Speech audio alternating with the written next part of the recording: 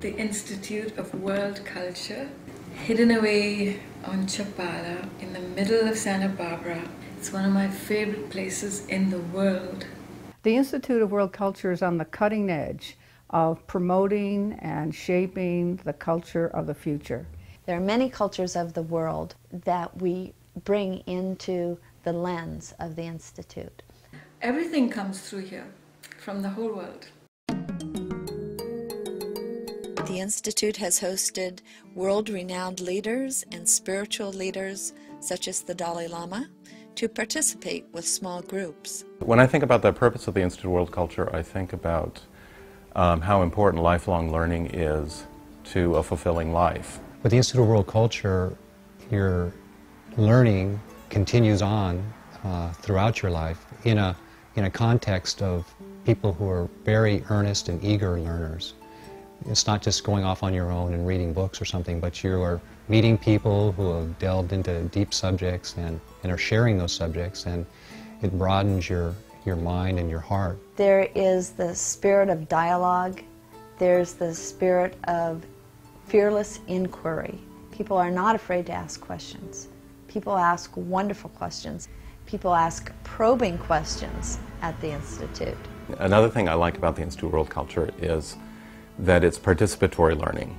Therefore, it kind of breaks the typical educational relationships we think of, where somebody has the knowledge and then other people come and get it. And here at the Institute of World Culture, everyone has an opportunity to give. We're really free from any kind of political pressures or biases or special interests, which are very difficult to get away from in any kind of institution. We have pretty much total freedom to explore the universal ideals of mankind. We will focus, for example, on the artistry of one culture. We'll focus on the philosophy of another culture, community spirit of another. In this way, we can weave together the best of all of the cultures of the world to find a synthetic world culture. Do you think we're kind of silly idealists to think that we could bring out the best in other human beings? I really do think that ignorance breeds fear. The more we understand other cultures and other peoples, the more compassionate we will be towards them, because we'll understand how much more similar we are rather than different. And we can rejoice in each other's diversity. A term culture is intimately connected with activities like cultivation, agriculture. A cultural activity nourishes, it reinforces and gives security to human life. We kind of till the soils of different parts of the world and try to draw out the nutrients and the elements that are combining to give that culture a really vibrant expression. The thought of Asia and South America, ancient Greece, and all this accumulated wisdom of the ages has a direct bearing on our experience today and how we can use that in the best way possible that we can find in our own experiments in life. And consider the loftiest ideas of mankind. Thoreau, Thomas Paine, the Buddhists, the Hawaiian indigenous people.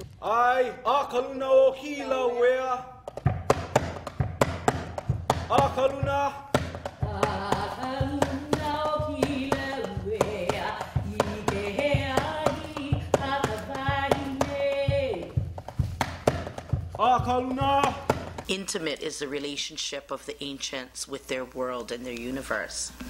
So Kumulipo is that. It's the very beginnings of the darkness of nothingness. I've often come and seem to have left time and space itself, and I leave a different person from those meetings and presentations. So it's allowed somebody who doesn't do a lot of world traveling like me to travel the world in another way.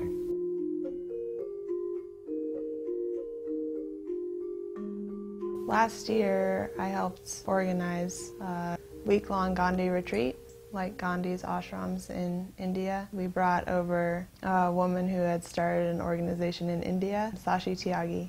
We brought in 18 people for a week-long retreat. The participants practiced bread labor. We would work every day building a walking meditation labyrinth. We learned about ahimsa and nonviolence, various principles that I think the participants were really able to incorporate into their daily lives.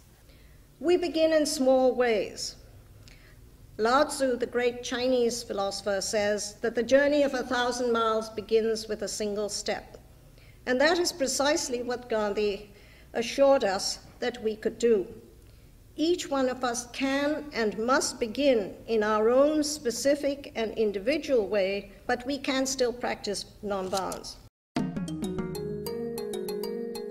The Institute's view of the American dream is a dream about mental and moral challenge and about social potential and the sheer enjoyment of the heritage of all the world's cultures, drawing out the best and putting them together for a culture of America that is truly universal, synthetic, looks to the future, and really includes everybody. I hear America singing the very carols I sing. I'm inspired by the principles of the Institute, which has to do with the cause of human culture, the cause of sisterhood and brotherhood. Wonderful environment forum.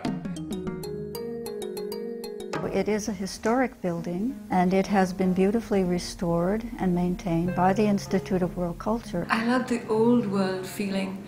It's like the old theosophical societies in India and Pakistan. The books, the library table, there is a inner peace. It's been wonderful to meet many different people from all over the world. So many young people and so many older people. And to see how broad our understanding is of each other's best and highest potential. As a Native American woman pointed out, the skin of our bodies are of all different colors.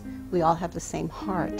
Pretty much everybody here is open to different ideas and diverse ideas. That's also something that you don't see very often. And you see, people's hearts are open to everybody. So. This great broad perspective that the Institute of World Culture offers to the individual kind of frees one from a limitation of like, well, what can I do only in this decade? You see yourself as a citizen of the world and a participator in actually a culture that's been going on for millennium and will go on for millennium in the future. Your job is actually connected up with the jobs of those people who lived thousands of years ago and live thousands of years in the future and who live right now, that you have actually sympathetic ties. We need places to come together and discuss what kind of people we want to be in this world. It's a beautiful building. It has wonderful people involved in it. There are far too few places that allow for that kind of dialogue. And this is one, and it needs to exist and grow. Well, the first thing you can do is just come and participate in our seminars and forums. We need to support the Institute with our effort, with our time, with our love. The Institute is supported only by voluntary donations. Practically speaking, we need to support the Institute financially. There's much joy in becoming a supporter or participant in the emergence of a world culture. And it's for places like this Institute and wherever we are who are deeply committed to the human spirit. And the wonderful thing about Earth Citizens is that it allows you to be deeply local and deeply planetary at the same time. But the minute you connect downwards, you get a deeper ecological sense of who you are. And the minute you connect upwards, you get a deeper universal sense that while we are diverse, then the oneness that we are talking about is the oneness of the Institute of World Culture, right? We can just read out the manifesto and it's all there.